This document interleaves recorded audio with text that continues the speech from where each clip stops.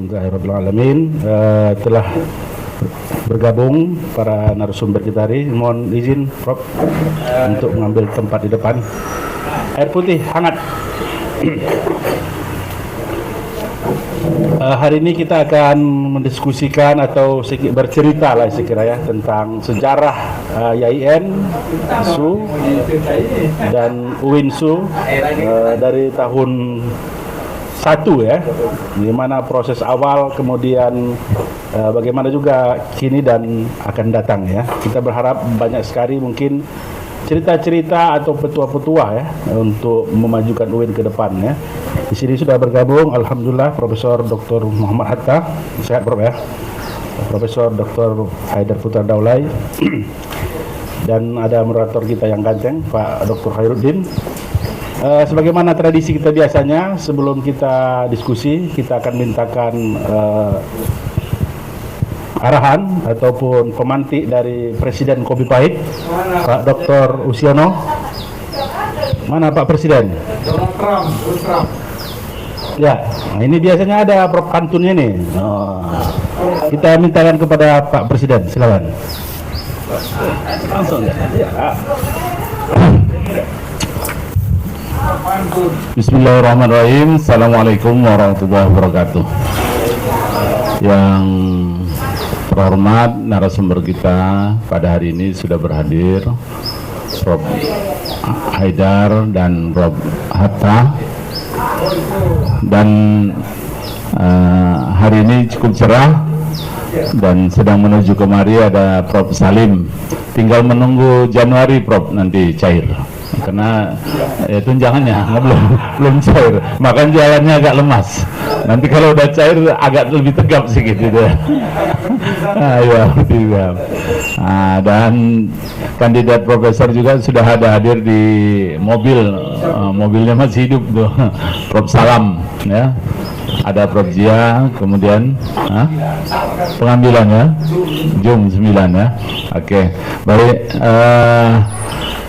Kita ini live sekaligus untuk mungkin ada kawan-kawan kita yang tidak bisa berhadir di sini, tapi mungkin bisa dipastikan biasanya semakin siang semakin bertambah.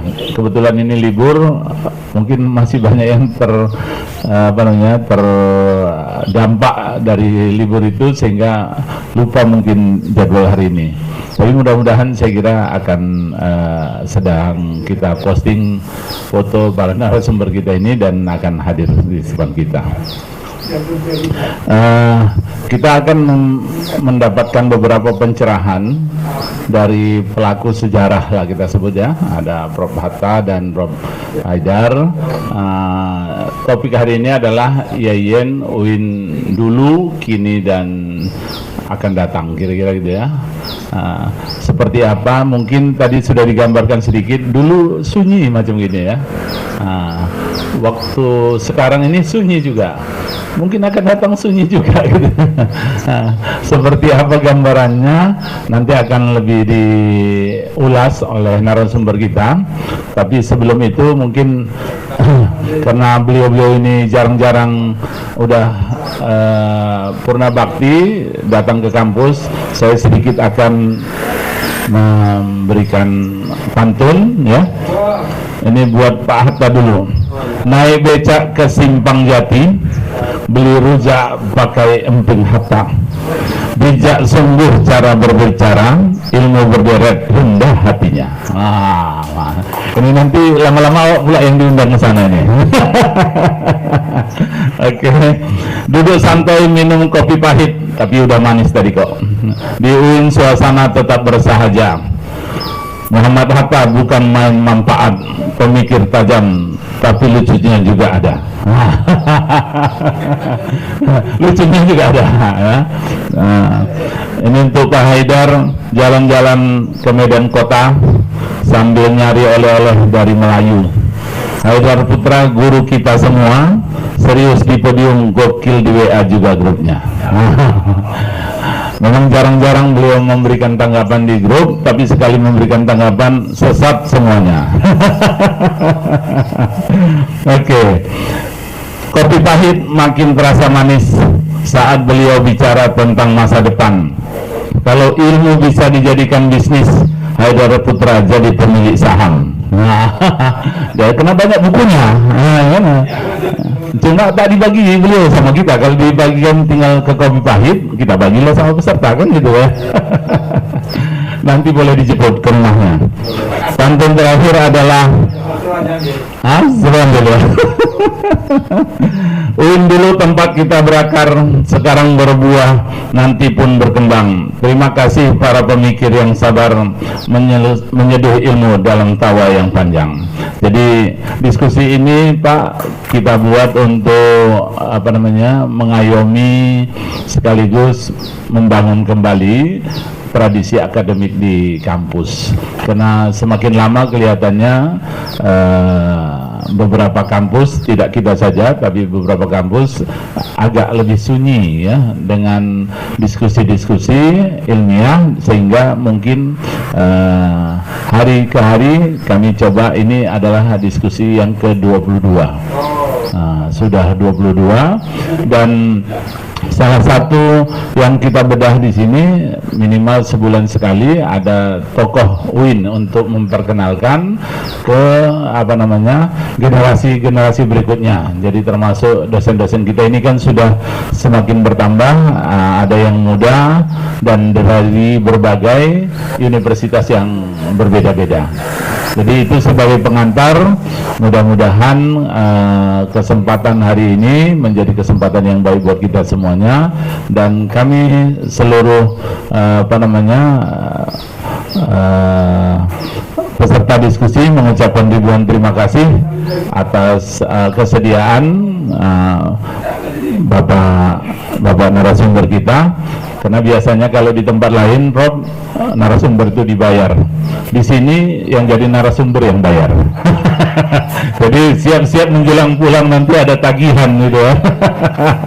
Terima kasih sekali lagi. Assalamualaikum warahmatullahi wabarakatuh. Wah, ini moderator yang Bismillahirrahmanirrahim. Assalamualaikum warahmatullahi wabarakatuh. Alhamdulillah, bersyukur kita pagi hari ini kita masih kumpul secara formal yang ke-22 kali di Kopi Pahit. Wow. Itu artinya sudah 22 tema yang dibahas. Salawat beri salam kepada Rasulullah Muhammad sallallahu alaihi wasallam. Allahumma sholli wa sallim wa barik alaihi. Harapan kita memperoleh syafaatnya kelak di kemudian hari. Yang sama kita muliakan kalau di dalam pergaulan atau istilah populernya dua legend ya. Dua orang yang melegenda ada ya. Dan secara pribadi saya akan minta nanti kepada saudara Mardianto, Profesor Mardianto, yang dua ini ditulis kembali sebagai tokoh inspiratif. Nah, nanti saya akan sampaikan paling tidak ada dua hal inspiratif dari mereka berdua ini. Yang sama juga kita hormati ada Presiden Kopi Pahit, Dr. Usiono, ada Wakil Presiden Profesor Jiaul Haq, ada Ibu Bendahara Profesor Jiaul Haq, ada Bendahara Ibu Dr. Junidar, dan aktivis atau penggiat Kopi Pahit lainnya. Kopi Pahit ini Pak tak terstruktur, tidak ada SK, dan awalnya sebetulnya ini forum yang setiap harinya membuli saudara Usiono, karena dalam berkumpul itu sering dia yang paling muda, dialah jadi bahan bulian oleh beberapa orang. Kasihan juga kita ya, kita bikinlah formal supaya tersalur bulian ini gitu. Jadi akhirnya muncullah Kopi Pahit. Ini awalnya Pak Haidar datang ini, Kopi Pahit yang pertama, yaitu melepas purna tugas saudara Mahidin dengan saudara Mahidin, bertiga lah, Mahidin, Lahmudin Lubis, dan Abdul Halim Nasution. Itulah yang pertama. Nah, terus Lahmudin Lahmudin Ustek sudah meninggal. Begitu pensiun beliau tak berapa lama meninggal. Dan para undangan lainnya, ini ada Pak Abdurrahman, teman kami lama, dan saking lamanya tadi sempat juga beberapa menit kita recall ingatan. Siapa ini yang datang ini? Hah? Dia ini Pak kata dari filsafat ke tasawuf jadi suluk. Nah, jadi jarang nampak. Setahun 3 bulan cuma dia apa ya Pak di luar kelambu. Nah, jadi makanya kalah jumpa. Nanti kita tanya ada dia menjelaskan.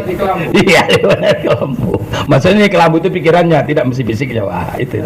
Oke, Bapak-bapak, Ibu-ibu dan saudara sekalian, kita beruntung hari ini kita kedatangan dua. Oh ya, acara kita ini disiarkan secara live. Bahkan setiap minggunya akan ada dari luar yang beri tanggapan. Minggu yang lalu kalau saya tidak salah rektor ITB atau IPB itu yang beri sambutan tanggapan setelah acara ini. Ada juga dari Malaysia, dari kampus-kampus di Malaysia. Jadi live ini secara ya, jadi kalau ada internasional. Jadi kalau Bapak berdua sudah mulai rindu orang Malaysia sama Bapak, ini adalah kesempatan mereka untuk melihat kembali. Bapak kita berdua ini adalah orang yang kalau menurut saya bukan pendiri, ya bukan pendiri YIN Sumatera Utara, tapi penentu. Nah, bukan pendiri tapi penentu. Rupanya kalau menjadikan belum tentu menentukan. Bisa juga orang lain setelah itu. Misalnya kita ke Profesor Hatta. Saya sudah kenal mereka berdua ini sejak 44 tahun yang lalu. Ketika saya datang ke sini, Profesor Hatta ini menjadi kepala bagian kemahasiswaan. Nanti kalau salah koreksi ya Pak. Setelah itu beliau menjadi wakil dekan di Fakultas Dakwah, menjadi dekan di Fakultas Dakwah, kemudian menjadi wakil rektor pada kurun waktu tahun 1992 sampai 97. Setelah itu beliau ekspansi keluar menjadi kepala Kanwil Kementerian Agama, dulu namanya Departemen Agama Sumatera Utara. Bahkan sampai sekarang beliau masih aktif di kegiatan masyarakat, mulai dari kegiatan di MUI, sekarang kegiatannya di Basnas sebagai ketua Basnas Sumatera Utara. Ya, banyak uangnya itunya ke orang, bukan ke dia. Gitu. Kemudian Profesor Haidar sama, saya sudah kenal beliau 1981, ketika itu nanti koreksi Pak, menjadi ketua lembaga ilmiah. Ya, ketua lembaga ilmiah. Sekarang apa lah itu di LPM lah kira-kira itu ya, lembaga penjaminan mutu. Setelah itu beliau kuliah ke Jogja, pulang dari Jogja jadi dekan di Sidempuan, kemudian jadi wakil rektor 2 periode. Rektor yang mengurusi uang, yaitu wakil rektor 2, kemudian mengurusi akademik. Setelah itu beliau jadi dosen biasa dan masih aktif menulis. Kalau Profesor Hatta ini aktif di kegiatan sosial kemasyarakatan, Profesor Haidar ini aktif menulis. Itu tadi dibilang pantun kopi pahit tadi, jadi juragan ya. Juragan apa tadi istilahnya Pak? Selamat datang kepada Profesor Mas Ganti. Tadi ada saya lihat. Mana Mas Ganti? Selamat datang kepada calon Profesor Mas Latif sudah hadir. Oh. Dan ini istimewanya Pak, kopi pahit ini makin ramai ini Pak. Nah, makin ramai ya. Apal Dari Australia. ya, ini Pak. Ya. Nah, inilah inspirasi dari mereka berdua ini. Apa yang maksud inspirasi? Inspirasi itu kita kepingin seperti beliau. Kita kepingin meniru mereka berdua ini. Nah, oleh karena itu, karena kita hidup di zaman yang berbeda, kita ingin nanti mereka bercerita. Ya, kita ingin nanti mereka bercerita. Bagaimana sih UIN ini ketika Pak Hatta kesini masuk pertama sekali? Ya, itu kita anggap dulu. Bagaimana IAIN itu dulu? Kemudian bagaimana IAIN itu sekarang? Kini dan selanjutnya esok atau nanti. Saya sering mengilustrasikan Pak, kalau sekiranya UIN ini digambarkan oleh para pendirinya akan menjadi seekor harimau yang gagah. Kelak menjadi seekor harimau yang gagah. Saya yakin dengan berbagai peran yang menentukan itu, Profesor Hatta sudah berhasil membuat belangnya. Belang dari harimau yang gagah itu. Sementara Profesor Haidar sudah berhasil membuat taringnya. Pertanyaan kita, apakah sekarang belang yang diciptakan, yang dirumuskan, yang dibuat, yang diusahakan Profesor Hatta, taring yang diusahakan oleh Profesor Haidar itu masih tetapkah seperti itu? Atau sudah berubah menjadi taring tikus? Sudah berubah menjadi belang harimau hutan dan lain sebagainya? Ini yang ingin kita tanya kepada mereka. Makanya kita tunggu juga Ibu Rektor, dari Ibu Rektor dengar ini supaya tahu nanti di mana sih sudah betulnya yang kita lakukan ini dan di mana salahnya. Ini saya kira kehadiran mereka berdua ini saya kira sangat signifikan, utamanya bagi kita yang masih muda-muda. Ya, yang masih muda-muda. Saya sudah sampaikan tadi di tarbiyah dulu ada ketenang kawan kita namanya Gatmi Irwan. Oh, jumpa saya. Nah, rumah sakit abang bapak jumpa kan? Iya. Anaknya ini, Mana dia? ini bakal lebih putih. Anaknya sekarang sekretaris prodi S3. S3 kan? Hadis. Ketua prodinya Profesor juga. Dia di sorong-sorong di sana. Nah, itu. Nah, pertanyaannya cukupkah sudah Bang Dadwi Irwan menjelaskan tentang YIN kepadanya? Kalau menurut saya tak cukup. Mesti harus hadir dari yang betul. Ini kalau menurut saya memang yang dihadirkan ini menginspirasi kita. Kemudian Bu Mas Kanti, mungkin kita sepakat nih, kedua tokoh ini menginspirasi kita selalu hadir di tempat orang kesusahan dan selalu hadir di tempat orang kegembiraan. Saya tak pernah melihat mereka ini alpa di tempat keluarga besar kita meninggal. Saya tak pernah melihat Profesor Hatta tidak datang di tempat orang pesta. Ini kan inspirasi saya secara pribadi nggak sanggup itu. Ya, dan itu mesti lahir dari yang paling dalam dan kalau sudah menjadi kepribadian. Nah inilah makanya Profesor Mardianto saya minta 2 hari ini menulis kembali tentang mereka ini, tidak judulnya pendidik inspiratif tapi tokoh Wintu inspiratif. Tapi saya kira bentar lagi Profesor Mardianto hadir karena beliau salah satu pengurus dari Kopi Pahit. Siapa itu? Profesor Mardianto. Tapi sebentar lagi karena dia sedang zoom saya kira ada PKDP nih, peningkatan kompetensi dosen pemula, termasuk Profesor Salam sedang acara itu nampaknya nanti jam 10 mereka sudah bisa datang. Waktu kita Pak sampai pukul 12. Wah, jadi panjang. Dan kebiasaan kita di sini biasanya penanggap itu bicaranya lebih panjang ketimbang narasumber. Itu biasanya begitu. Ya, kenapa? Karena dia menjumlahkan yang dia tahu dengan yang didapatnya di sini kan jadi lebih banyak. Kalau orang bapak kan menceritakan yang bapak tahu, dia tidak dijumlahkannya dari yang dia tahu dengan yang dia dapat dari bapak berdua, komentarannya jadi panjang. Itu tugas moderator. Itu jawabannya. Dan selalu kita biarkan saja Pak, biarkan saja sampai dia tak sanggup cakap lagi. Itu yang kelebihannya. Nah oleh karena itu Profesor Mardianto sering mengatakan yang hadir di Kopi Pahit ini secara fisikly ada perwakilan. Minimal 1 orang ini katanya mewakili 1000 orang. Nah, jadi kalau sekarang ini ada 20 orang berarti sudah mendengarkan ini 20.000. Nanti Bapak buktikan. Siapa nanti yang terlambat datang di sini, komennya pasti masih seperti dari awal dia hadir. Itu kelebihannya sih, Pak. Nggak tahu kita dari mana dia, Pak. Ini mungkin ada ilmu tertentu ini, Pak. Ada apa? Laduninya kalau apa ya. Nanti seperti gitu. Selamat datang juga ada fungsionaris Golkar Sumatera Utara, Dr. Andi Wiliandi, ya, alumni tarbiyah. Mungkin ke depan kita akan bicara tentang sukses alumni. Kita bawa gitu. Beliau sudah kita datang. Nih. Terima kasih sudah datang. Sana ada juga bajunya sama dengan saya, baju seragam. Ini tandanya baju pernah menjadi senat, anggota senat. Bajunya itu masuk Sahlan itu adminnya senat ketika itu. Tidak di zaman Bapak, tidak senat UIN. Senat UIN Pak. Iya. Nampaknya sengaja orang udah Pak Hatta tak ada, Pak Hatta tak ada lagi baru kita buat begitu mengenai. Iya. Buruk sangkanya begitu, tapi nanti kita klarifikasi. Ya, Bang Saiful. Saya ingat ada dendam Bang Saiful sama Pak Hatta kan, tapi kadang-kadang begitulah. Makanya saya bilang tadi, sebetulnya yang capek kita ini bukan menghadapi kenyataan, tapi bagaimana kita mempersepsi keadaan. Itu sebetulnya yang bikin kita rumit.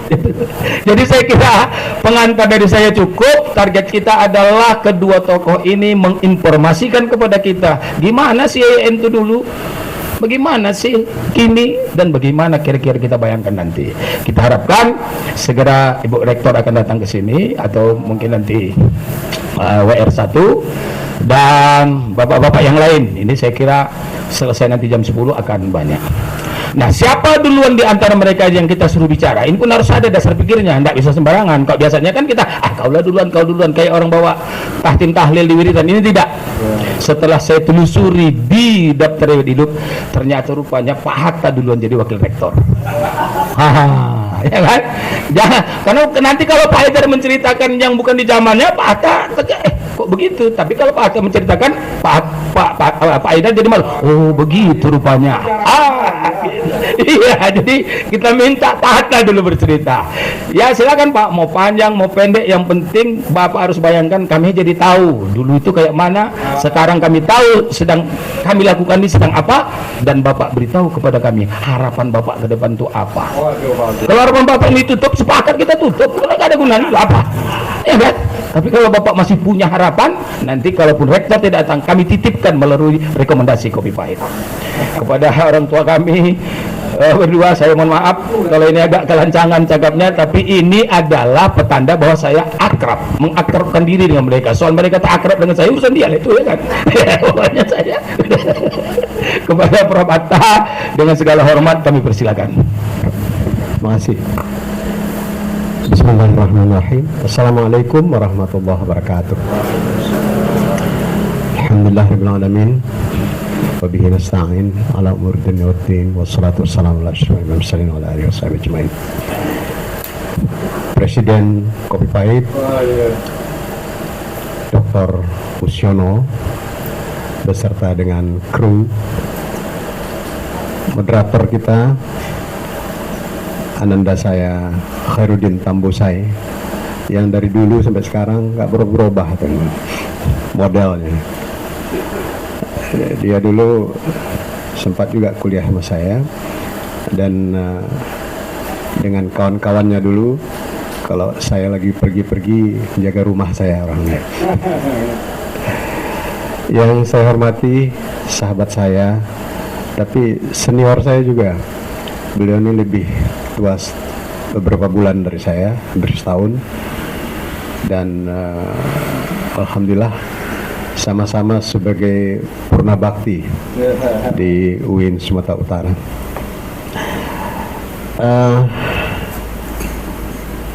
Profesor, para guru besar, saya ingat betul nih, Salim ini dulu nih tukang ketiknya kerja di Salim. Sekarang dia profesor. Ya.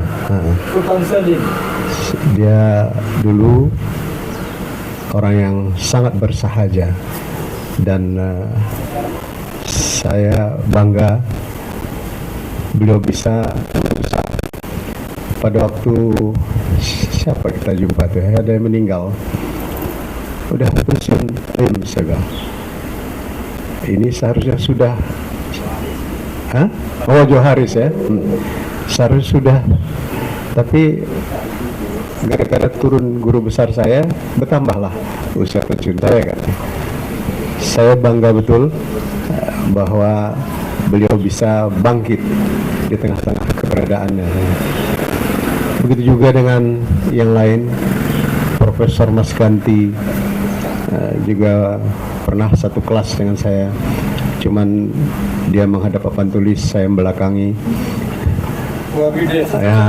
Iya. Dia menghadap papan tulis, awak membelakangi. Iya. Begitu juga anak saya yang cukup berhasil, ya, Abdurrahman. Saya selalu bangga kalau ikut ceramah dia, bahasa dia itu menyentuh selalu. Karena memang dia tadi waktu duduk-duduk saya katakan orang yang memang betul-betul mengilhami dirinya itu adalah filsafat. Sehingga orang filsafat ini suka cerita idealis. Walaupun sebetulnya dia bisa mencapai sesuatu yang lebih baik, tapi karena idealismenya dia cukup dibanggakan orang. Dia sendiri tidak pernah membanggakan dirinya. Saudara-saudara sekalian yang tidak bisa saya sebut satu persatu, tapi saya bahagia pada hari ini bersama dengan kita semua, yang tadinya saya pikir pada awalnya saya akan ditawarin kopi pahit yang tidak bergula, tapi rupanya di sini Khairuddin Tambusai membuat saya rasa diri saya ini kerdil, karena begitu hebat dia mengekspos seolah-olah saya ini pernah meninggalkan belang di sini. Kalau misalnya menciptakan belang, barangkali tidak. Takut saya meninggalkan belang.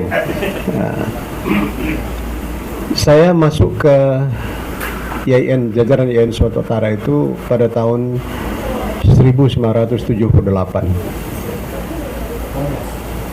Pasti di sini ada yang belum lahir. Ketika saya masuk, ya, 1 Maret 1978 itu SK saya. Saya ditempatkan di Fakultas Usuluddin. Belum ada. Saya tempatkan menjadi stafnya Pak Ridwan Lubis. Dia pegang akademis, saya pokoknya disuruh-suruhnya sajalah pada waktu itu, di pelonconya. Dan saya sami'na wa ata'na. Tak berapa lama setelah itu, paling juga berjalan 1 bulan, saya diangkat sebagai kepala urusan kemahasiswaan. Kepala urusan kalau dalam echelon ring itu yang paling rendah, paling bawah. Di Biro Rektor IAIN. Tidak ada yang lebih bawah daripada kepala urusan. Saya diangkat pada waktu itu. Nanti ada ceritanya, kenapa kok cepat kali saya diangkat jadi kepala urusan, padahal saya masih capek.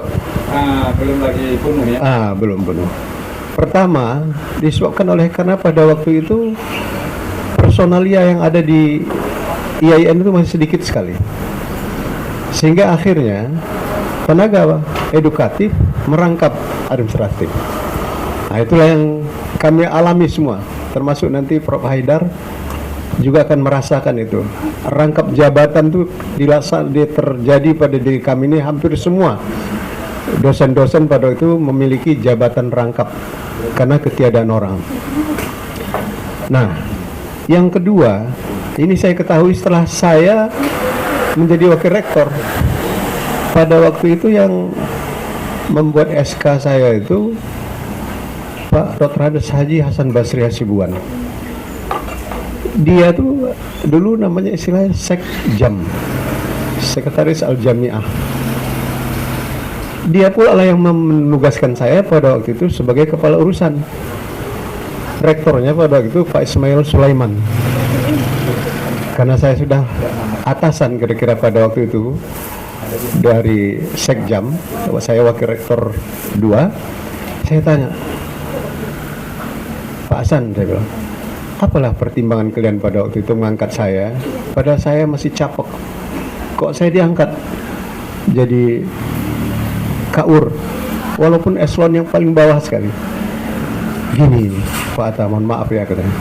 Pak Ismail Sulaiman dulu paling senang nengok orang yang formal-formal.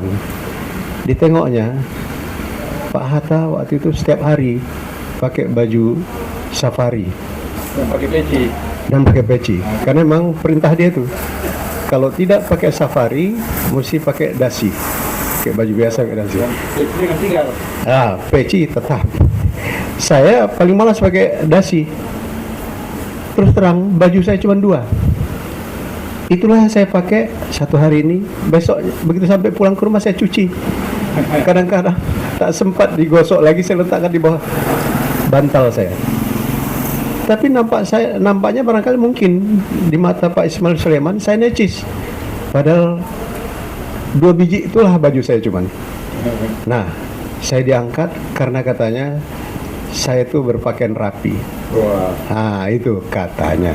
Nah, padahal saya tidak bisa berbuat apa-apa karena setelah itu saya diangkat sebagai kepala bagian menggantikan Pak Hasan Bahasan Sregar. Dan setelah itu pada tahun 1981 saya diperintah oleh rektor untuk mempersiapkan berdirinya Fakultas Dakwah. Ketika saya minta apa dasar bahan-bahan yang saya pakai, saudara cari sendiri kata Pak Asbi. Nah, jadi nanti saudara ditemanin oleh Pak Harun Harap. Saya dari tadi nengok gedung sana Profesor Dr. Haji Harun Harahap yang pernah menjadi pelaksana rektor di IAIN Sumatera Utara ini. Saya merasa bersyukur karena selama saya mengabdi di kampus itu, pergantian rektor tuh terakhir saja yang saya tak ikut. Dari mulai pertama Pak Ismail Sulaiman, Pak Ismuha, Pak Hasbi, Pak Nazri Adlani, kemudian Pak Fadil. Yang sebelum itu Hah? Siapa? Tondang. Belum, Pak Nazri Adlani duluan. Nah, kemudian Pak Matondang, nah, setelah itu Pak Yasir, setelah itu Prof Fadil, nah, kemudian Saidur Rahman, Syahrin. Nah, di sini terputus ini. Hanya sebagian saja masa pemerintahan Syahrin saya ada. Nah, setelah itu saya pun pensiun. Saidur Rahman itu dah ya. Saidur Rahman di atas Prof Syahrin. Jadi dalam pengalaman saya memegang jabatan itu, saya tidak pernah merasa bahwa saya pantas untuk duduk di situ. Maka kadang-kadang saya ini orang Melayu dari Setabat sana, tak macam kawan-kawan dari Tapanuli yang punya semangat fighting spiritnya lebih tinggi. Nah, kalau saya pokoknya kalau dikasih alhamdulillah, kok tidak kebangetan, begitu kira-kira punya. Nggak pernah bersaing untuk itu. Tapi alhamdulillah saya diberikan jabatan oleh rektor pada waktu itu, dari mulai wakil dekan merangkap pelaksana dekan di Fakultas Dakwah itu, sampai kemudian saya diangkatnya di dekan selama 8 tahun. Dan setelah itu saya dipercaya menjadi wakil rektor 2. Waktu itu namanya bukan wakil, pembantu. Oleh sebab itulah pembantu rektor ya, pembantu rektor 2 bidang administrasi dan keuangan. Pada waktu inilah saya sebetulnya sama sekali tidak merasa bahwa saya memiliki jasa kepada kampus ini. Karena apa? Karena pada hakikatnya ini pembantu aja yang mempersembahkan segala sesuatu kepada yang di atas saya. Di atas saya siapa waktu itu? Rektor. Jadi sungguh pun pada masa kami itu, saya misalnya cerita tentang bagaimana kami bersama-sama mendirikan bank-bank syariah.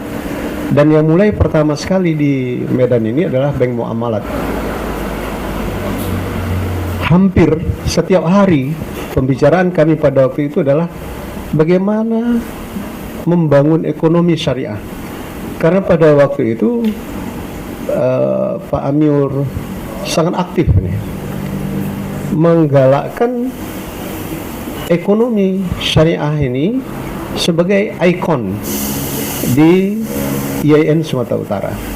Jadi mau tidak mau pada waktu itu kami harus berpacu untuk berdirilah Takaful, berdirilah Bank Muamalah yang kemudian diikuti oleh bank-bank yang lain.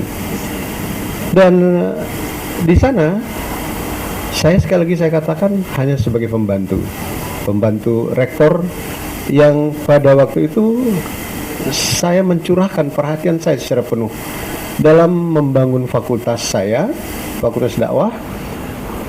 Dan kemudian akhirnya saya ikut bersama-sama dengan rektor pada waktu itu Bapak Nazri Adlani untuk membangun citra IAIN Sumatera Utara ini keluar.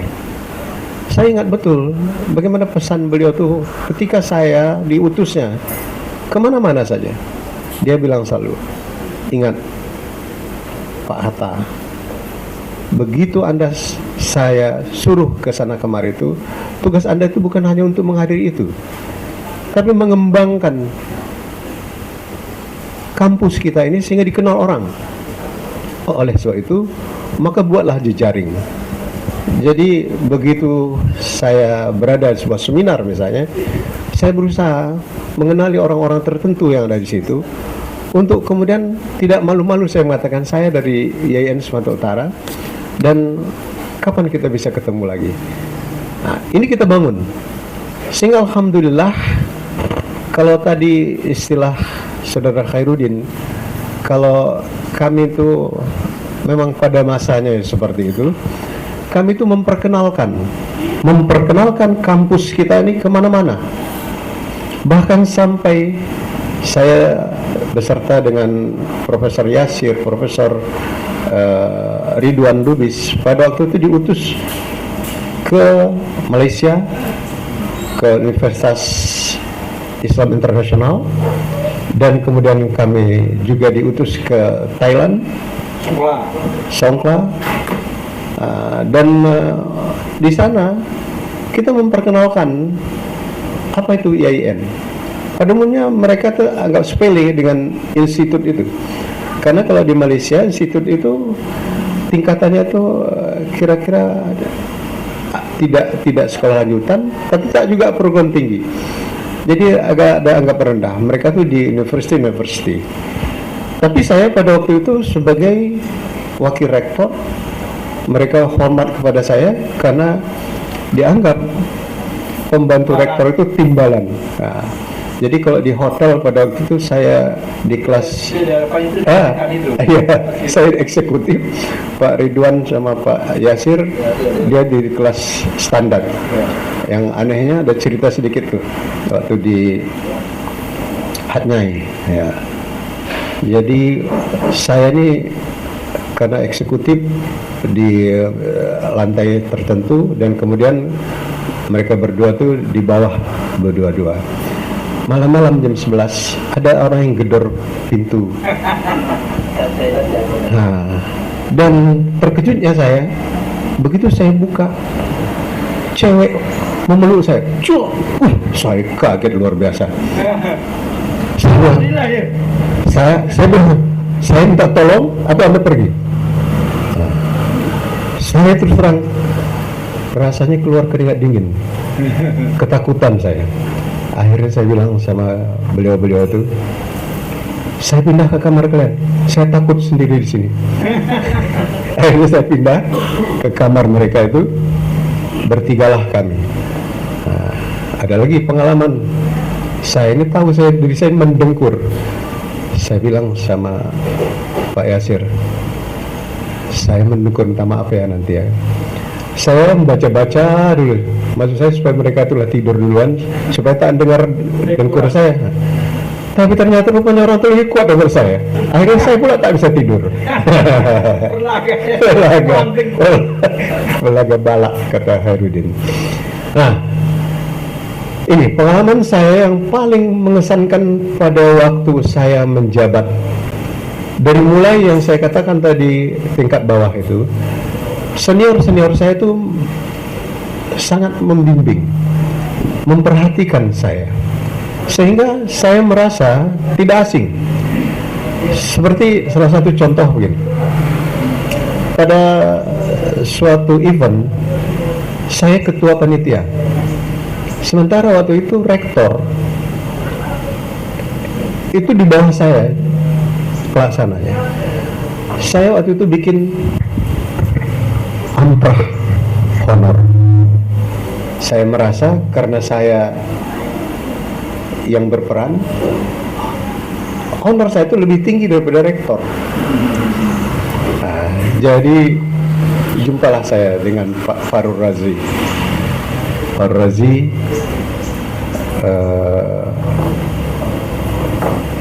Dalimunte. Nah, Pak Farur Razi Dalimunte. Dia bilang, Hatta, kau salah. Kalau dengan namanya atasan tuh, kita harus mendahulukan selangkah. Tak boleh kau lebih tinggi. Iya ya, saya bilang. Nah, ini satu hal yang masuk dalam diri saya pada waktu itu. Sebagai orang bawahan, kita harus sadar diri, kata Khairuddin tadi. Kalau dah kata sadar, nah inilah kadang-kadang kita bisa punya gap dengan seseorang.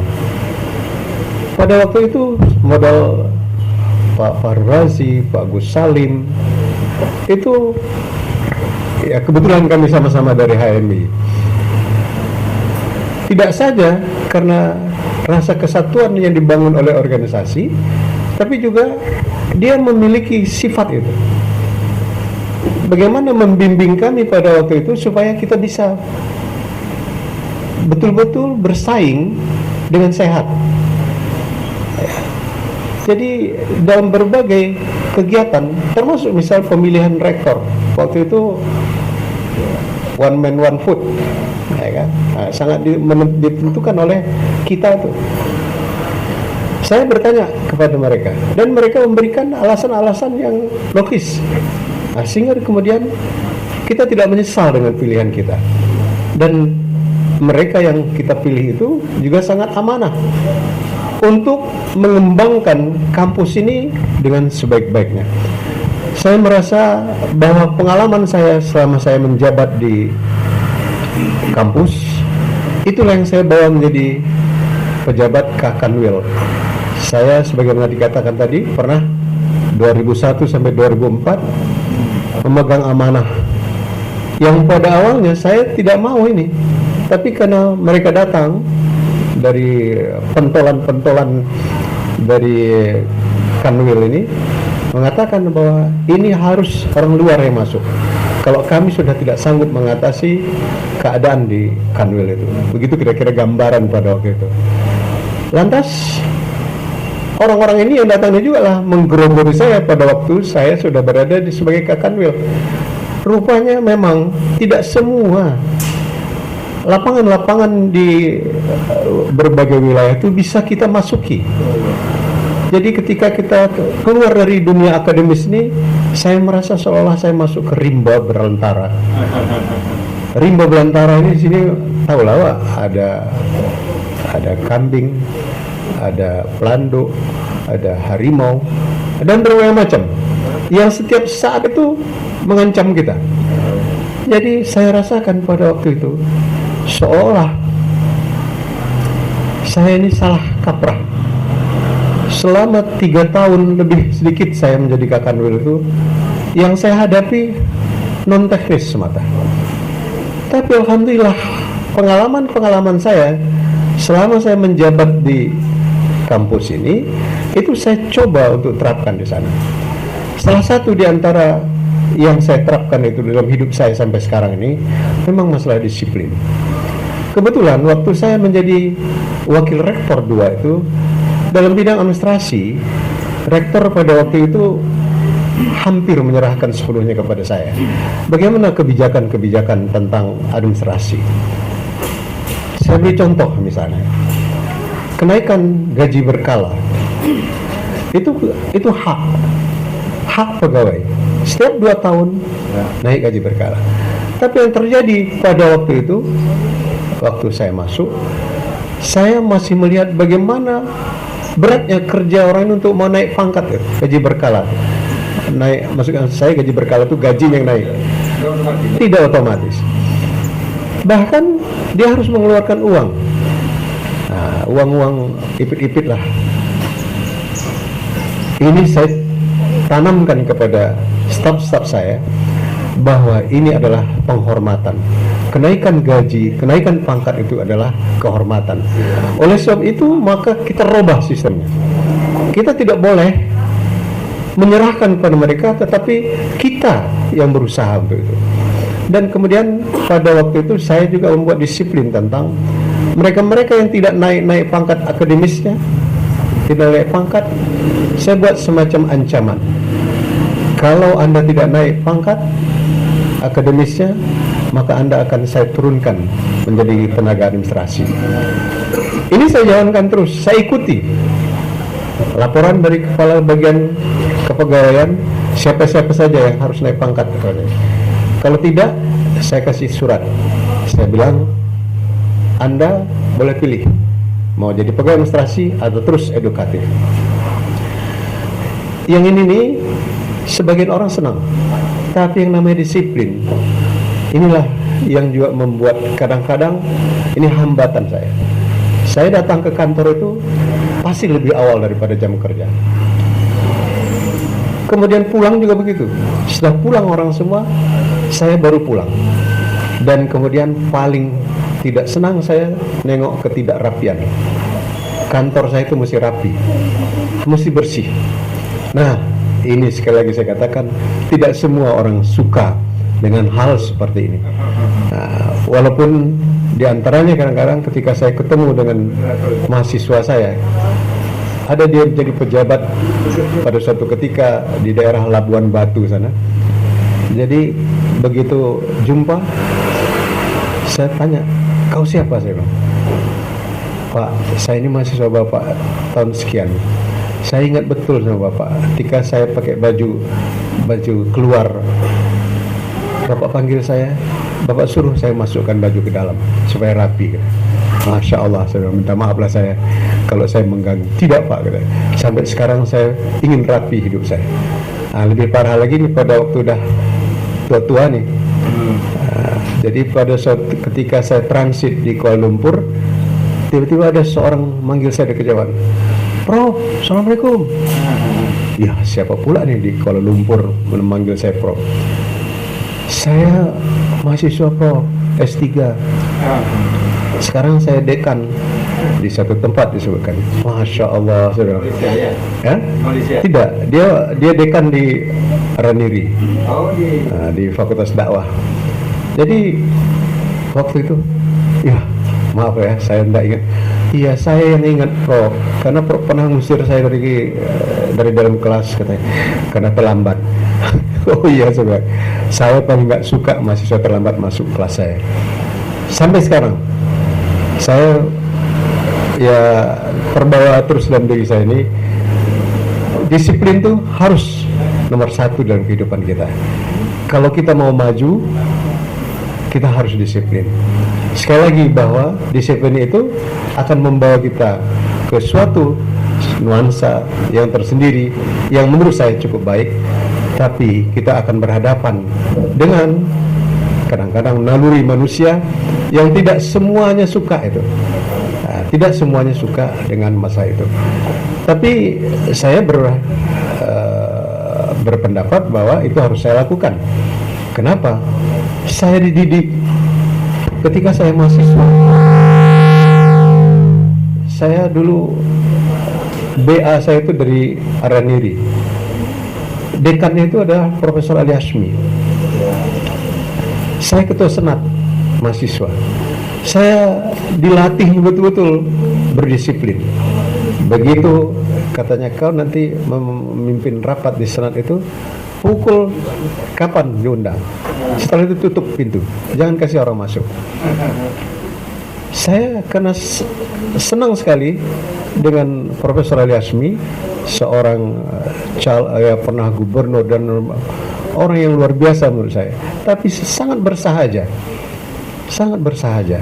Saya sering ketemu di mana-mana, dia berdua-dua sama istrinya mandi di Lo'nga, di laut-laut itu. Dan kemudian dia mengajak saya untuk bicara. Dia selalu titipkan pesan kepada saya, bagaimana seharusnya kita di dunia akademis ini harus senantiasa dalam dirimu itu ada semangat dakwah, menyampaikan hal yang benar dimanapun kamu berada. Nah, inilah sekelumit daripada apa yang saya rasakan, dan kemudian ini saya juga sebagaimana dikatakan tadi memang aktif di tengah masyarakat. Saya pernah 4 periode menjadi ketua MUI di Medan. 4 periode itu sama dengan 20 tahun. Nah, sehingga sampai sekarang kadang-kadang ada orang lebih kenal sama saya ini ketua MUI daripada ketua Basnas. Pada suatu ketika mobil saya masuk di kantor gubernur nih, di stop sama satpam. Kata supir saya, ketua Basnas. Nampak dia tak yakin. Saya buka kaca saya, oh Pak Ketua MUI, katanya. Nah, bukan ketua Basnas, dia tahu. Nah, mungkin karena terlampau lama ya. Memang tak bagus lah megang jabatan itu terlampau lama. Nah ini orang politik ini harus tahu kok nanti bahwa ada masanya. Masa kita tuh seperti saya bilang tadi, masa saya mungkin Prof Haidar, tapi Prof Haidar ini orang yang berpikir jauh bidang akademisnya, banyak memiliki langkah-langkah yang melanjutkan akademiknya. Kalau saya ini tadi seperti dikatakan, ya disuruh saya jadi ketua Basnas, oke. Nah, insya Allah tahun 2027 selesai, umur pun sudah lanjut. Nah, pokoknya saya selalu saya bilang sama anak saya ketika dia bilang, apa-apa anak ini, kok udah pensiun masih menyibukkan tenaga. Ini Basnas ini kan sebetulnya lembaga keuangan yang meneruskan jabatan saya sebagai wakil rektor bidang keuangan. Saya bilang gini, ya biarlah ayahmu ini mengabdikan akhir-akhir hayatnya. Mudah-mudahan ini bisa jadi ibadah bagi saya. Itu saja niat saya. Maka kadang-kadang kalau misalnya ada orang tertentu menganggap bahwa Basnas ini saya bangun dengan menggunakan uang zakat, infak, sedekah, itu kadang-kadang saya bilang, kalau saya membangun Basnas ini tak lain untuk menumbuhkan bagaimana trust masyarakat kita percaya kepada lembaga Islam ini. Jadi kadang-kadang kita beli mobil bukan untuk diri pribadi saya, tapi itu tadi bagaimana orang melihat. Kalau misalnya kampus itu megah sehingga orang tertarik, dan di sini kita tempat mengembangkan itu. Dan alhamdulillah, walaupun sampai dengan saat ini potensi zakat itu belum terpenuhi, 8,8 triliun seharusnya, tapi di Sumatera Utara ini kami baru bisa mencapai kemarin itu 811 miliar, jauh sekali. Tapi dengan kepercayaan yang diberikan oleh masyarakat, termasuk UIN, ada UPZ-nya, yang uang UPZ itu 70% dikelola oleh UPZ, dan 30% itu sampai tadi misalnya jumpa dengan mahasiswa S2, termasuk tadi Prof. Ziaul Haq bilang bagaimana kita bisa memanfaatkan apa. Saya bilang bisa. Caranya gimana? Ayo bantu pengumpulan zakat, infak, sedekah ini. Kalau dia banyak, maka kita bisa mendistribusikan dengan banyak pula. Nah, jadi ini juga kesempatan saya kepada kita semua, tolong, banyak betul masalah-masalah sosial kita tengah masyarakat ini yang perlu dibantu oleh lembaga keuangan seperti Basnas ini. Tapi perhatian masyarakat kita masih sedikit sekali, masih kecil sekali. Bayangkanlah antara 8,8 triliun dengan katakanlah dibulatkan tadi 1 triliun, masih jauh sekali. Dan ini memerlukan dorongan-dorongan dan termasuk dorongan politik. Saya pernah RDP dengan Komisi 8 DPR. Saya katakan mesti ada mandatori lah, pemaksaan, karena memang dasar daripada zakat itu sendiri itu khudz min amwalim, perintah. Jadi harus ada secara aturan legislasinya, ini pemaksaan terhadap umat Islam untuk berzakat dan melalui lembaga. Karena kadang-kadang adanya orang mengatakan, saya selama ini berzakatnya saya, tapi untuk famili saya, untuk orang dekat. Itu tidak salah. Tapi dalam taktik strategi kita membangun umat ini harus melalui lembaga.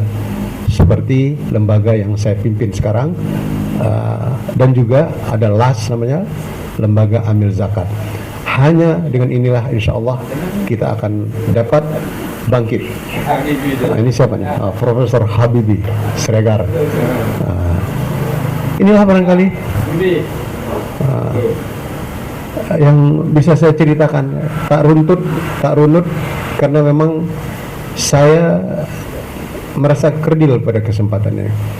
Tidak seperti dikatakan tadi oleh Khairuddin bahwa kami ini sebagai inspirator, padahal saya yang banyak terinspirasi dari keberadaan kampus ini. Demikian, wabillahi taufiq wal hidayah. Wassalamualaikum warahmatullahi wabarakatuh. Terima kasih Profesor Hatta. Tapi paling tidak kita bisa menangkap bahwa di awal-awal berdirinya atau keberadaan IAIN sekarang menjadi UIN itu masih dialami, ditemui beliau suasana, ya. Apa suasananya? Pertama, senior itu mengayomi yang junior, itu dirasakan oleh beliau. Kedisiplinan itu memegang kunci keberhasilan, dan disampaikan beliau juga. Memang di beberapa waktu yang lalu saya tulis juga di copy paste itu. Kalau kita belum punya musuh, itu berarti belum ada yang kita perjuangkan. Saya ulangi ya, kalau kita belum punya musuh, berarti belum ada yang kita perjuangkan. Nah, itulah yang dialami juga oleh Profesor Hatta dan menjadi modal beliau ketika sekarang memegang jabatan di beberapa tempat. Saya memang teringat ini Pak Hatta. Pernah suatu ketika almarhum Samsul Arifin ngomong sama saya.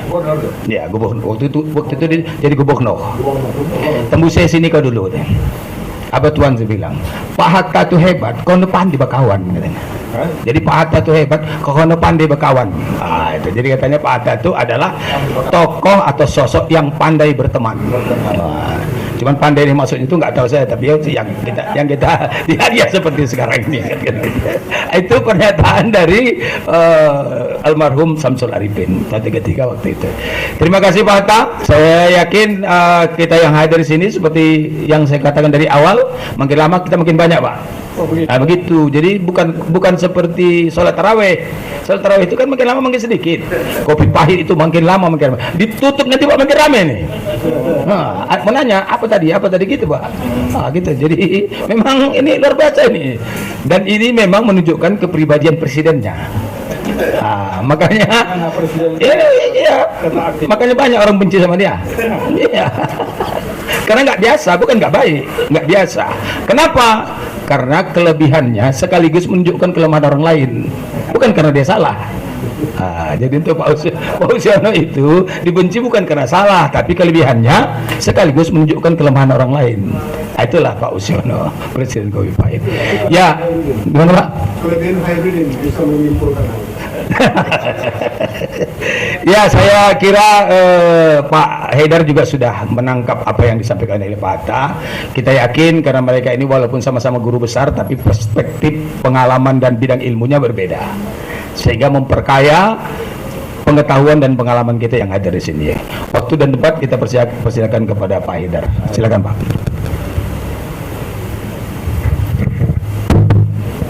Ini aja nih kan, santai adalah ya. Ya, namanya kopi pahit ya. Assalamualaikum warahmatullahi wabarakatuh. Alhamdulillahirabbil alamin wassalatu wassalamu ala asyrafil anbiya'i wal mursalin wa ala alihi wa sahbihi ajma'in. Presiden yang terhormat, ini nih presiden ya. Yang mulia. Ya, yang mulia lah. Dan moderator serta sahabat khusus saya ini Pak Hatta, kami udah kenal sejak hampir 50 tahun lalu barangkali.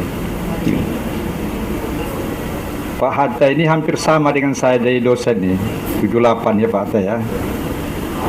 Kemudian mungkin saya dulu kawin, cuma berbeza, dia lebih dulu punya anak, ini berbeda. Jadi akhirnya saya ke rumah dia belajar bagaimana teknisnya. Saya bilang, oh begini begitu itu katanya. Ini ya. Nah, sekarang saya diambil oleh dua orang berpengalaman. Pengalaman ini kan, satu Pak Hatta, ini menyusul pula pengalaman kedua Khairuddin kan. Sekarang tenang aja dia sekarang ini. Baik. Mungkin adik-adik, mungkin ada yang bayar anak saya ini dari tempat saya dulu ini, salah saya ada ini betul ya. Ada Zifhak, ada lagi ini Datmi, dia jumpa ayahnya sedang di sorong-sorong. Saya pun mau di OLC juga, dia jumpa di rumah sakit tadi. Ya, udah Mas ganti. Ini Ridwan ya, ya Rahab, Pak Rahman tadi ya. Banyaklah. Ada Profesor Habibi dari mana? Oh, yo, tuh anak guru saya itu, ya kan? Ya. Siapa saya itu? Pak Hasan, anak guru, Farsad, ya kan? Sregar dan lain-lain semuanya ya. Baik, saudara-saudara sekalian, saya panggilnya saudara sekalian ya. Mungkin ya itu yang lebih tepat pada kesempatan ini. Hari ini tanggal 6 Agustus 80 tahun yang lalu jatuh bom atom di Hiroshima. Hari ini lusa 8 Agustus di Nagasaki. Akhirnya Jepang menyerah tanpa syarat. Berakhirlah perang Pasifik, sekaligus berakhir perang dunia kedua. Apa maknanya begitu? Maka umat Islam yang sudah punya perguruan tinggi baru 1 bulan, namanya Sekolah Tinggi Islam, ya, didirikan Juli tahun 45 di Jakarta, ya, dengan mahasiswa sekian belasan orang, mendaftar 70, tapi belasannya terima. Luar biasa menurut saya itu. Kita beda, kita sekarang ini lebih banyak yang tidak mendaftar lulus, ya kan? Ini mendaftar 70 lulus 14. Itulah, yang lainnya dikatakan nanti masuk kamu tapi persiapan. Ya, begitu deh. Padahal ini tahun pertama, seharusnya terima aja semua itu. Kalau pikiran kita sekarang ini, terima aja semua, jangan ada tes-tes. Ternyata tidak begitu mereka mengelola itu. Itu Pak Hatta ketuanya, Pak Hatta ini, ya, Dr. Rais Hatta, dan Muhammad Nasir sekretarisnya. Berdirilah sekolah tinggi itu. Karena revolusi, maka sekolah tinggi dipindahkan ke Jogja tahun 46. Karena ibu kota pindah sekaligus ke Jogja, ya. 47, ya kan? 47 STI itu, sekolah tinggi itu berubah menjadi Universitas Islam Indonesia, UII, yang sekarang merupakan salah satu universitas terkemuka di tanah air kita ini. 4 fakultasnya: hukum, ekonomi, pendidikan, agama. Tahun 50, sekarang saya tanya ini, agama ini dinegrikan. Diminta Departemen Agama supaya dinegrikan. Karena kepada kelompok nasionalis telah diberikan Gajah Mada University, maka Islam pun harus ada juga.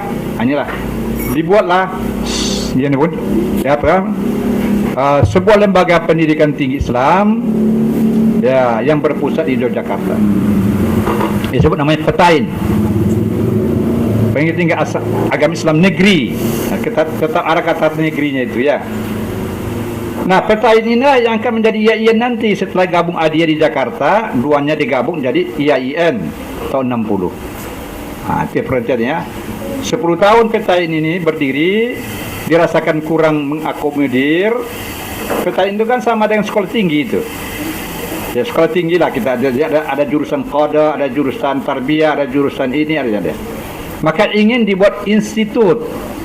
Nah, maka lahirlah Institut Agama Islam Negeri tahun 60. Nah, semangat itu berkembang seluruh Indonesia untuk mendirikan IAIN. Nah, termasuklah Banda Aceh, tempat alma mater Pak Hatta itu IAIN ketiga. Yang pertama Yogyakarta, yang kedua Jakarta, yang ketiga Banda Aceh. Araniri, salah seorang tadi rektornya Hasmi, ya. Luar biasa Hasmi ini. Rektor dan pernah gubernur. Dan saya pernah ketemu dia, masuk seminar sama dia. Ya kan, memang bersahaja sekali orangnya, enak bergaul dengan dia, ya. MPU Muhammad itu lama, ya. Pokoknya dia tokoh nasional lah. Dan baik. Nah, tetapi untuk Sumatera Utara agak terlambat. Seharusnya di tahun 60-an itu sudah ada. Jadi berdirilah ke-4, ke-5, ke-6, ke-8 sampai 13. Ya. IAIN tahun 71, 72 belum ada di Sumatera Utara ini. Baru ada bersifat yayasan-yayasan lokal, ya. Nah, akhirnya 73 saya simpulkan aja ini. Nah, ini kalau bagaimana ini terjadinya IAIN ini, itu lain case, itu lain cerita nanti, ya. Nah, ya kan. Termasuklah yang di Sidimpuan. Jadi di Sidimpuan itu lebih dulu negeri daripada di Medan ini. 1 Juni 68 itu Tarbiyah Sidimpuan berdiri di bawah naungan Imam Bonjol Padang. Ini 12 Oktober 68. Kepanasan orang Medan. Masa Sidimpuan lebih dulu negeri, ya kan, daripada, maka berjuang ke Jakarta, lahirlah Tarbiyah, ya kan, bercabang ke Araniri, lahir Syariah, satu kan itu, ya kan. Dekannya Pak Hasbi, ya kan, dekan sana Tengku Yapisang Syariah. Itu tahun 68 bulan 12. Nah, kalau dia apa? IAIN bulan 6 tadi ya. Baik, saudara sekalian.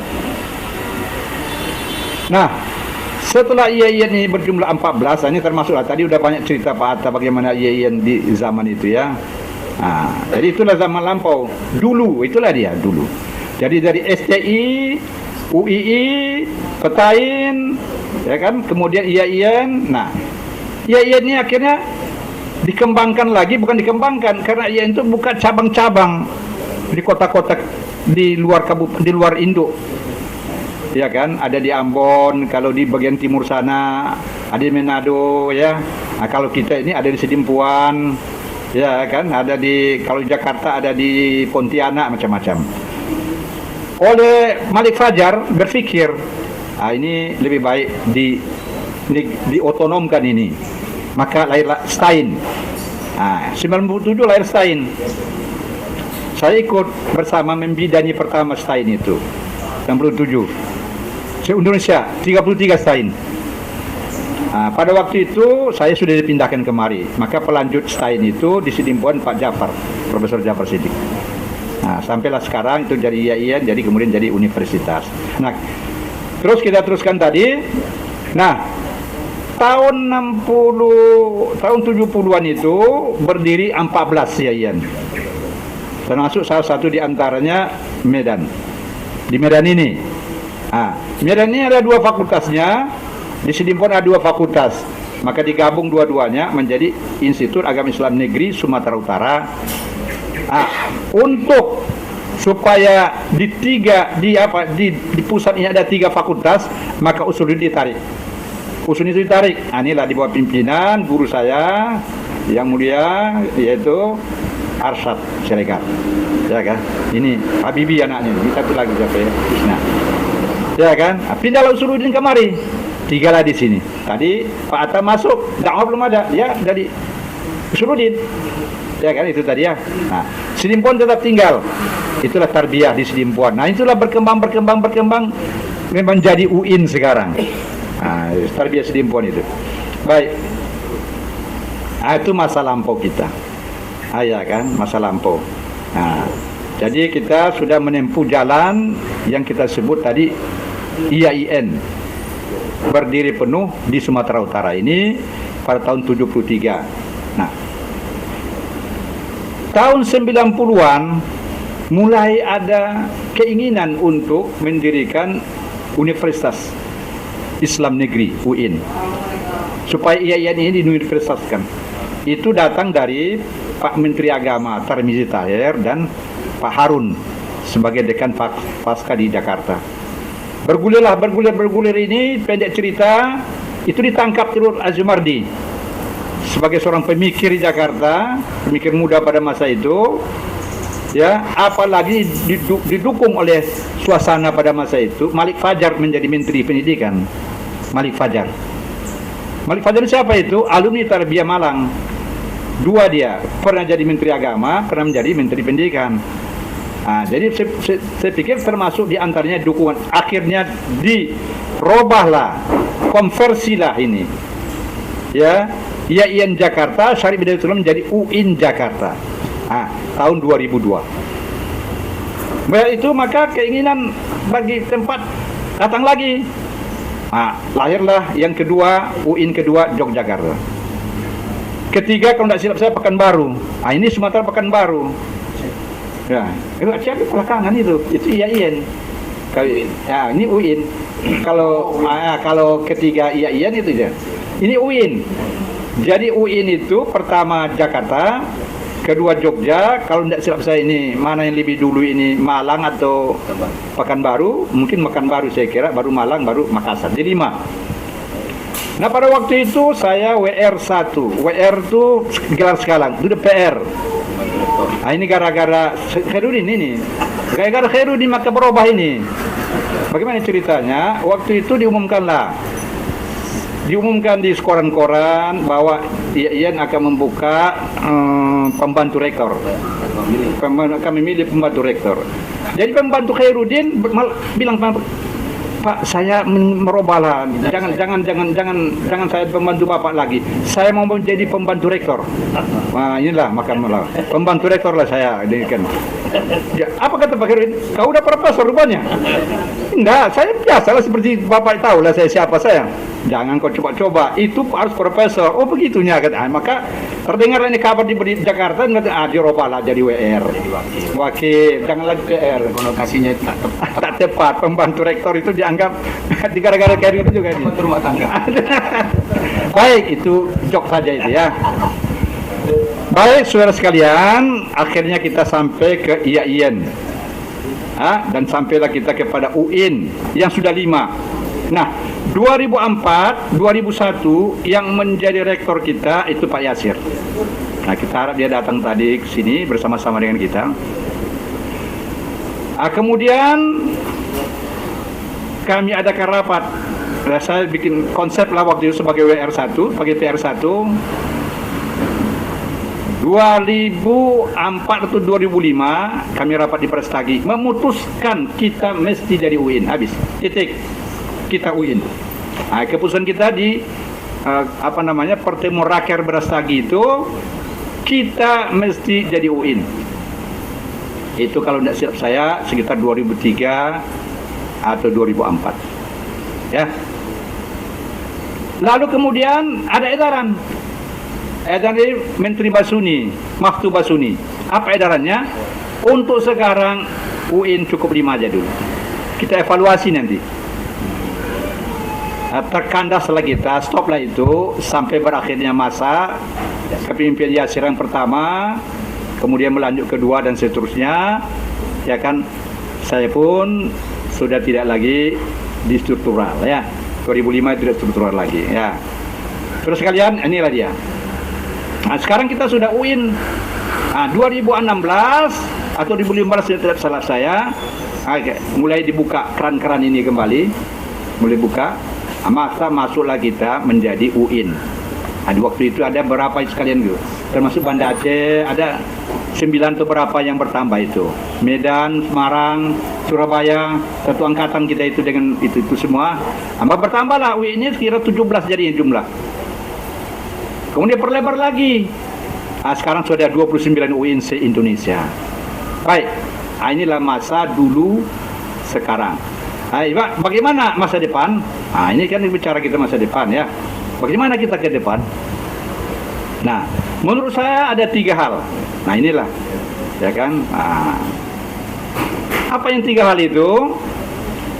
Pertama, masa depan UIN ini harus kita kukuh dalam prinsip.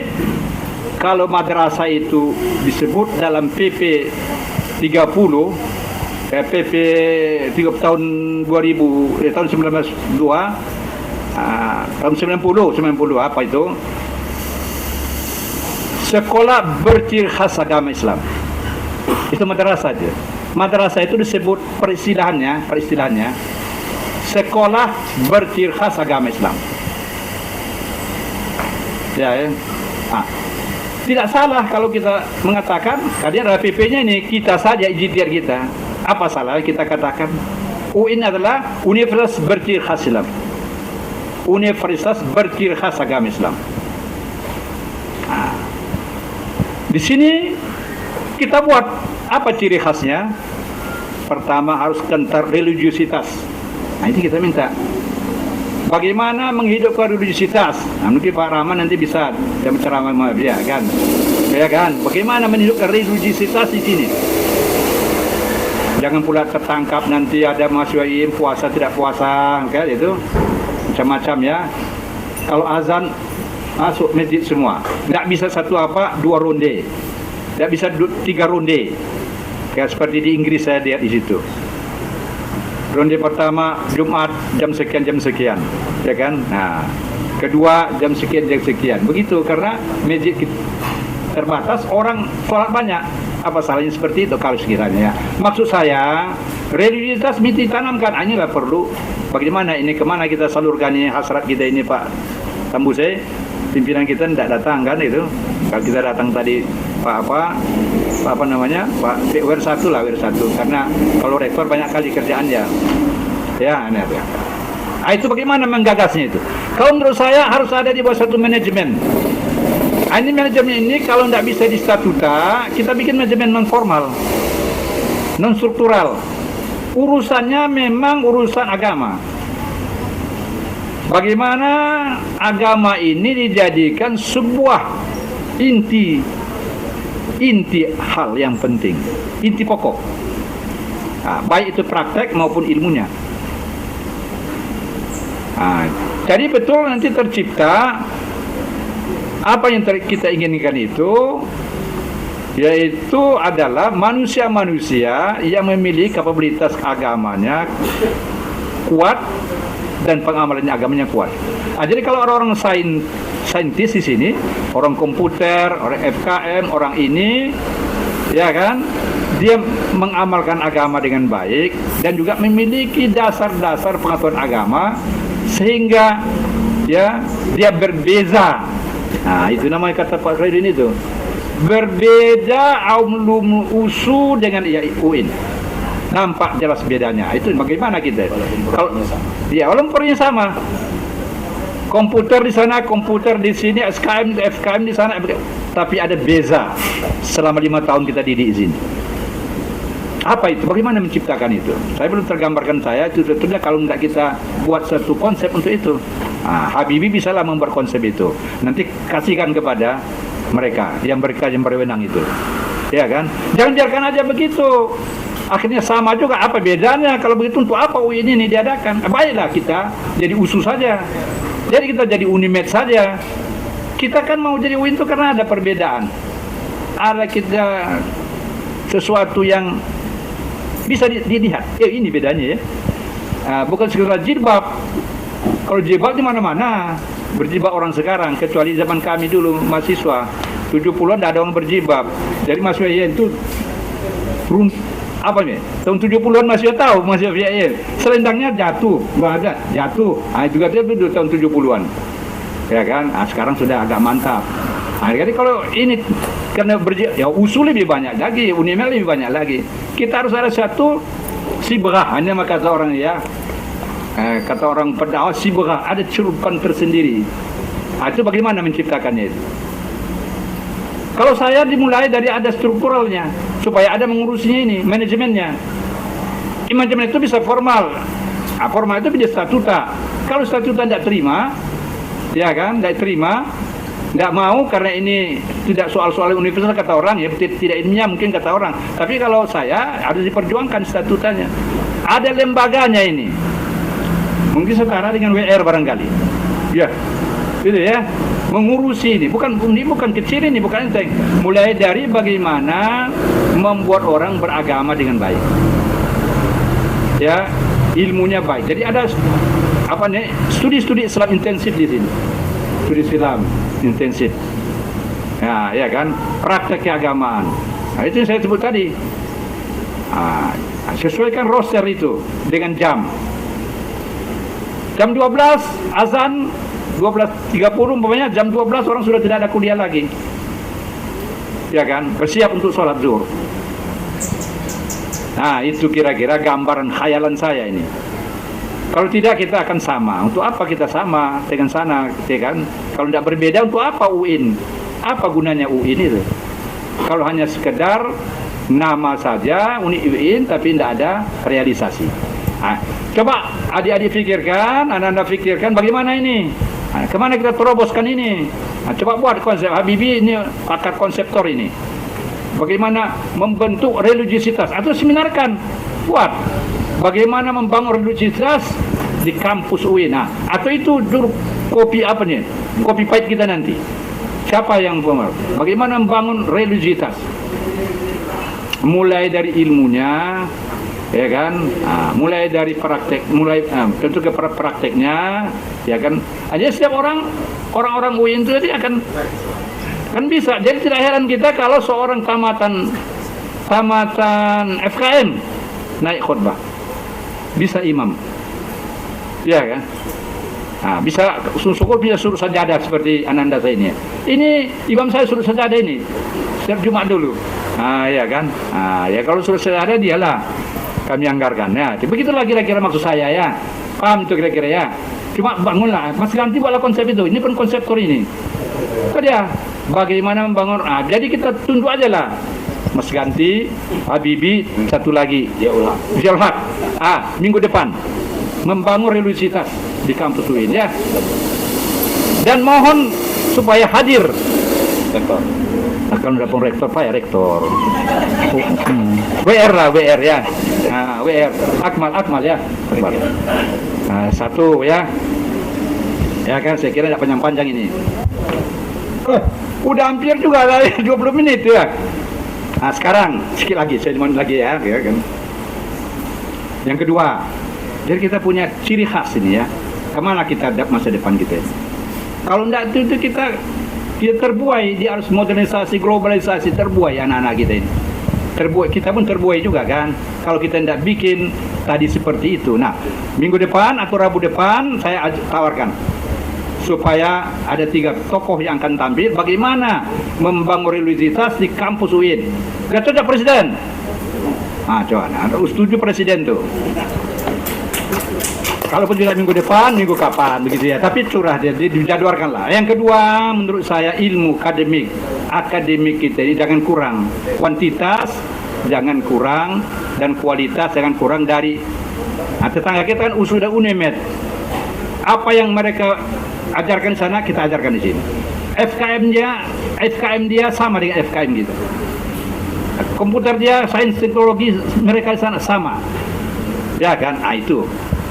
Tentu kita memiliki banyak hal yang perlu kita benahi, mungkin laboratorium, mungkin ini. Tapi jangan orang berkata kalau mau melihat FKM yang tidak berkualitas, pergilah kamu ke Jalan Pancing atau ke kemana katanya itu, Tuntungan. Kita ada femia orang begitu. Kalau sekitar mau sarjana FKM, ke Tuntungan aja lah katanya. Jangan sekali lagi jangan. Ya kan? Kita ingin bahwa apa yang ada di sana ada di kita. Itu bagaimana itu? Itu satu pula nanti itu. Bagaimana peningkatan akademik? Satu pula itu. Cari 3 orang. Saya memilih tugas-tugas ini. Sudah 3? Ya kan? Sudah 2 ya? Terakhir, ini terakhir. Nanti ngomongin lagi ya. Yaitu bagaimana integrasi ilmu. Adanya ini semua konsedran. Saya baca itu konsedrannya. Apa konsedran di situ? Integrasi ini. Konsedran yang dari presiden itu, SBY neken dulu, ya kan? Mungkin Jokowi juga neken barangkali ya. Menurut saya juga dia. Neken dulu. UIN lahirnya kan di apa ini? PP ini kan? Itu tetap integrasi ilmu. Nah, bagaimana kita menjabar ke integrasi ilmu ini? Jogja lain, jaringan laba-laba, Malang dengan pohon ilmu. Jogja Surabaya dengan menara kembar, kita Wahdatul Ulum. Nah, konsep sudah ada dibuat oleh Sahrin dan teman-teman. Saya sudah baca itu, 4 buku sudah ada sama saya itu ya. Tetapi bagaimana aplikasinya sekarang saya tanya, siapa yang berasal dari universitas luar sini, siapa yang datang ini, siapa yang bukan UIN? Ada yang bukan UIN ya, bukan. Iya, dari mana? Apa? UI? Bukan dari UIN. UNIMED. Di mana Anda bertugas? Tarbiyah. Udah dosen tetap. Udah paham bagaimana integrasi ilmu konsep Wahdatul Ulum itu? Sudah paham bagaimana mengaplikasikannya? Udah bisa? Insyaallah paham, tapi kita jangan segan-segan. Kalau belum ya kita apa? memang ada tantangan. Jadi kalau begitu, ini mereka ini kita kumpul. Yang dari luar, dari UNEMED, dari USU, dari UGM, dari ITB, dari mana-mana, kita ambil sharing. Integrasi itu ke ilmunya apa sebetulnya itu? Bahwa kita tidak merubah paradigma ilmu sains itu dari rasional dan empiris. Itu tetap itu induk. Semua ilmu sains ini harus berdasarkan rasional dan empiris. Itu induknya. Nah, di sini masuk Islam. Bagaimana memasukkan Islam itu? Inilah yang perlu kita bersamai bersama. Dan udah itu sudah ada. Cuma bagaimana mengaplikasikannya itu. Semua ilmu ini dasarnya adalah ilmu sains ya. Itu apa? Apa dasar ilmu sains itu? Empiris dan rasional atau rasional empiris. Ya kan? Sekarang di mana masuknya Islam di situ? Lalu kemudian ini kita jabarkan kepada anak-anak kita, kepada mahasiswa-mahasiswa kita. Sehingga dalam pikirannya lahir sebuah konsep dalam pandangan hidupnya bahwa di samping dia memiliki ilmu sains tadi itu, dia juga memiliki pengetahuan kaitannya dengan Islam. Kita tidak merubah, terutama yang bersifat eksakta, tidak merubah tentang nomenklatur, misalnya matematika Islam. Anda ada nanti lain pula matematika Islam di ya kan, IPA Islam. Tidak, bukan begitu. Tapi kalau ilmu sosial bisa psikologi Islam. Ya kan? Apalagi tadi apa itu? Psikologi Islam. Apalagi itu ekonomi Islam. Ilmu sosial bisa kita kaitkan. Cuma tetap masuk ke situ. Inilah, ini bukan pekerjaan enteng, ini pekerjaan besar. Ini telah dimulai 100 tahun yang lalu. Dikembangkan tahun 77 oleh Konferensi Islam Internasional. Tapi pun belum selesai. Coba buktinya. Kalau kita mau lihat ke Gombak Kuala Lumpur. Itu yang pertama tahun 82 lahir itu. Universitas Islam Internasional. Bagaimana mereka? Jadi saya sarankan nanti orang-orang ini yang terlibat dalam Wilayatul Ulum ini pergi ke mancanegara melihat, pergi ke Islamabad, Pakistan, lihat Universitas Islam Internasional di sana. Bagaimana mereka melakukan itu? Di Malaysia, ya kan, pergi ke antara dunia ini tentang integrasi ilmu. Sudah sampai di mana cerita tentang integrasi ilmu itu? Satu, yang kedua. Terakhir, ini teknis. Bagaimana internalisasi nilai-nilai Islami dalam pembelajaran? Ini apa sudah ada itu? Apa sudah seragam pikiran kita? Bagaimana internalisasi nilai-nilai Islami dalam pembelajaran? Pak Khairul inilah mengajar dia mengajar ini apa? Counseling. Bagaimana internalisasinya di situ? Ketika dia mengajar, anak ini paham konsep counseling yang utuh, hasil riset, hasil rasio dan empiris, tapi dia paham, oh di sini masuknya dengan Islam. Inilah. Begitu ya. Baik, cukup barangkali dari saya, nanti kita kembangkan dalam diskusi. Terima kasih. Assalamualaikum warahmatullahi wabarakatuh. Terima kasih Profesor Haidar yang sudah menyampaikan begitu konkret, saya kira. Meskipun tadi sebetulnya kita ingin beliau menyampaikan bagaimana sih suasana akademik dan kepemimpinan ketika sebelum UIN, tadi sebutkan beberapa lembaga, kemudian setelah menjadi UIN, ya kan, meskipun tidak secara konkret beliau sampaikan, tapi beliau merumuskan beberapa hal penting untuk ke depan. Bahkan ada beberapa saran atau rekomendasi kepada Presiden Kopi Pahit. Kami sampaikan juga kepada Prof. Haidar bahwa misalnya ketika kita membicarakan tokoh Nur Ahmad Fadil, banyak dibahas tentang integrasi ilmu. Sudah kita bahas di sini, Pak. Bahkan rekomendasi ini sudah disusun oleh Ziaul Haq juga. Ketika kita bicara soal mengamalkan agama sebagai minoritas di luar negeri, dalam hal ini kemarin kita ambil sampelnya di Kanada, itu sudah kita bicarakan budaya akademik. Budaya akademik yang mana yang masih tertinggal di tempat kita ini.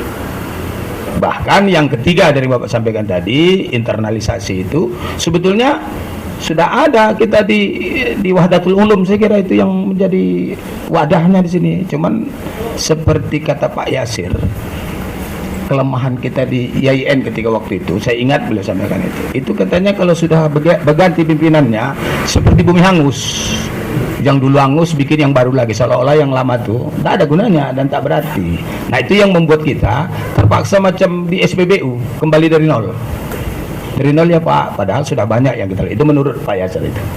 Terakhir saya ingat Pak, memang ketika ini soal apa namanya, soal pengembangan ini masih saya mengutip pernyataan Pak Yasir, sebetulnya kita mengharapkan ada beliau di sini, tapi karena kesehatannya tidak mendukung, bahkan kita tawarkan untuk dijemput, beliau tidak, keluarga sebetulnya bukan beliau, keluarga tidak mengizinkan, bahkan sudah keluar jurus saya yang terakhir.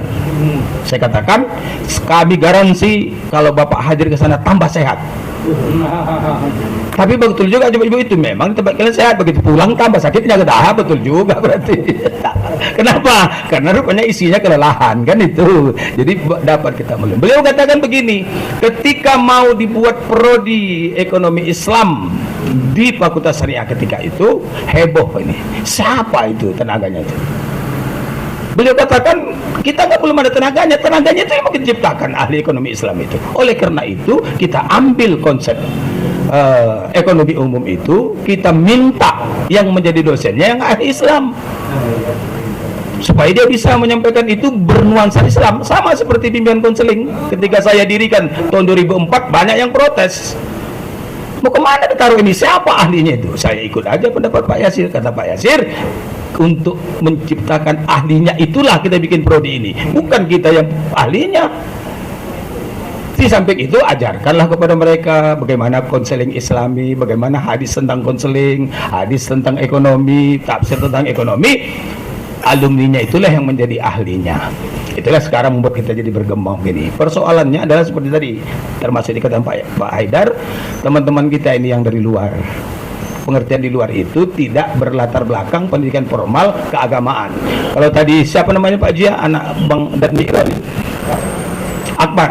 Akbar ini kan dari Mesir ya, dari Yaman. Nah, dia tidak asing lagi, mungkin integritas religiusitasnya lebih tinggi dari kita. Tapi kalau teman-teman kita, maaf ya Pak, yang dari apa tadi, dari UGM misalnya, dari Pajajaran misalnya, dari ITB misalnya, menjadi dosen ilmu tanah di sini misalnya, tak pernah bertemu dengan Pak Haidar dan Profesor Yasir, bukan tak berata dan tak bertemu dengan Ziaul Haq, kapan dia tahu tentang UIN ini? Bahkan ada orang yang mengatakan bahwa sepertinya mereka itu beladang di sawah kita. Apa maksudnya? Saya kira inilah yang mau kita diskusikan. Ini kita buka diskusi, tapi mohon maaf nanti yang memandu saya kira saya serahkan kepada Pak Ziaul Haq. Saya harus zoom yang ditunda tadi. Saya minta izin jam 9, saya jadi jam 12 gitu. Silakan. Dari mana kita mulai? Pak Abdurrahman nampaknya dari tadi udah. Nah, persiapannya banyak Pak. Ya, tak boleh jadi dosen itu tidak ada persiapan. Ayo Pak. Ayo, ada